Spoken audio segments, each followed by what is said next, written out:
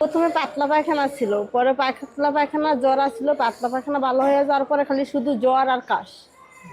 জ্বর আর কাশ এখানে নিয়ে আসছি, 4টে হাসপাতাল থেকে ফেরত দিছে, দেওয়ার পরে এখানে ট্রান্সফার করে দিছে। এখন শুধু জ্বর আছে, কাশটা কমে গেছে। ডাক্তার বলছে যে রক্তে নাকি ইনফেকশন আছে, ওইটার জন্য মেডিসিন চলতেছে। আমার বাচ্চার হচ্ছে 8 দিন ধরে এই অবস্থা, 8 দিন ধরে জ্বর। আর হচ্ছে এখন ওর জ্বরটা আজকে থেকে একটু কমছে, কিন্তু ওর পেটে সমস্যা আছে, যেমন ডায়রিয়ার মতো হয়েছে। এরপরে জ্বর, ঠান্ডা, কাশি, শ্বাসকষ্ট, এরপরে মুখে ঘা হয়েছে। মুখে ঘাটা এখন আগের থেকে কম। এখন চোখও একটু হালকা লালচে, চোখের জন্য ড্রপ দিছে। তো এই জায়গায় আজকে 3 দিন যাবৎ আছি।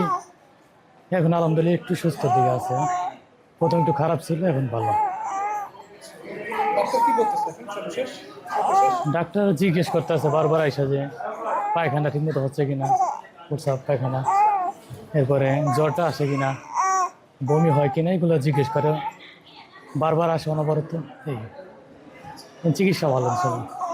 এটা হচ্ছে এই মিজেলস ভাইরাসে আক্রান্ত যে কোনো রোগীর যে রেসপিরেটরি সিক্রেশন, যেটা এই যে হাঁচির মাধ্যমে, কাশির মাধ্যমে যেটা ছড়ায়, এটার মাধ্যমে এক রোগী থেকে আরেক রোগীতে যেতে পারে।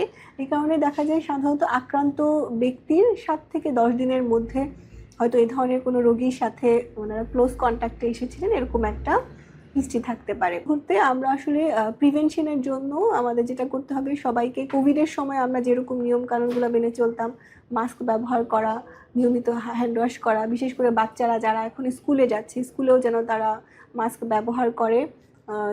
নিয়মিত ইনফেকশন কন্ট্রোলের যে কোভিডের সময় থেকে শিখে আসা আমাদের যে উপায়গুলো, সেগুলো এখন আমরা অ্যাপ্লাই করলে হয়তো আমরা উপকার পেতে পারি।